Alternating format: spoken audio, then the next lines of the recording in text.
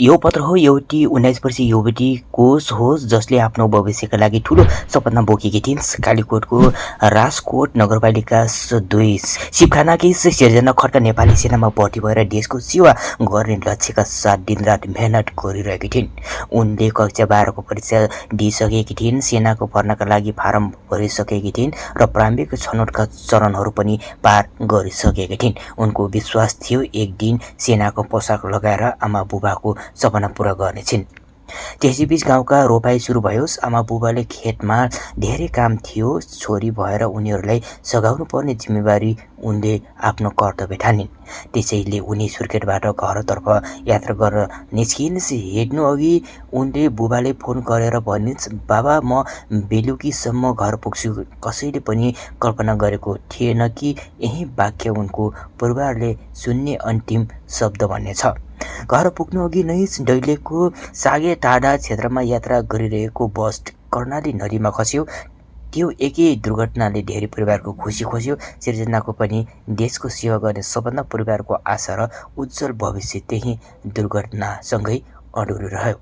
आज पनि उनका आमा बुबा छोरीका सम्झनामा डुबेका छन्। घरको आँगन उस्तै छ, बाटो उस्तै छ, तर बेलुकीसम्म घर पुग्ने बाचा गरेकी छोरी कहिल्यै फर्किनन्। यही पीडाबाट जन्मिएको छ एउटी आमाले आफ्नै छोरीलाई मनमनै लेखेको यो मार्मिक पत्र।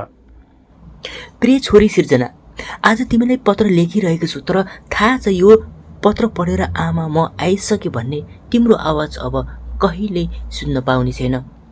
छोरी, तिमीले घरबाट निस्कदा भनेकी थियौ, आमा खेत रोपेर फेरि सुर्खेत फर्किन्छु। मैले पनि मुस्कुराउने भनेकी थिएँ, सावधानीसँग आउनु है। के थाहा त्यो हाम्रो अन्तिम भेट र अन्तिम कुरा रहेछ। आज पनि घरको आँगन उस्तै छ, खेत उस्तै छ, तिमी हिँडेको बाटो पनि उस्तै छ, तर तिमी छैनौ। तिमी बिना यो घर कति सुनसान भएको छ, त्यो शब्दले भन्न सकिन्न। तिमी सानैदेखि भन्थ्यौ, आमा म ठुलो भएर नेपाली सेना बन्छु, देशको सेवा गर्छु। म तिम्रो सपना सुनेर गर्वले भरिन्थे। मैले कल्पना गरेकी थिएँ एक दिन तिमी सेनाको पोसाकमा मेरो अगाडि उभिएर मुस्कुराउने भन्ने छौ। आमा, मैले सपना पूरा गरेँ, तर भगवानले किन यस्तो लेखिदिए? तिम्रो सपना किन यति चाँडै अधुरो बनाइदिए? छोरी, तिम्रो कोठामा अझै तिम्रा सामानहरू छन्, तिम्रा किताबहरू छन्, तिमीले लगाउने लुगा छन्। ती सबैले आज पनि तिमीलाई खोजिरहेका छन्।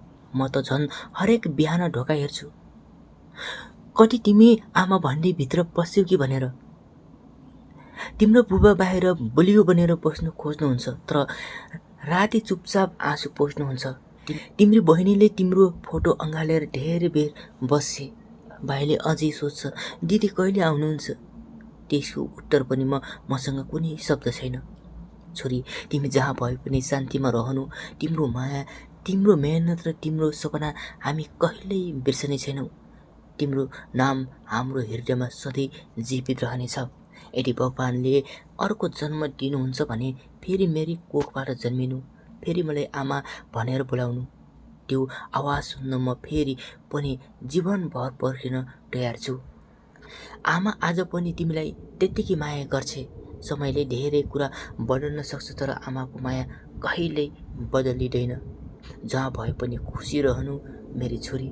सधैँ तिमीलाई सम्झिरहने तिम्री आमा।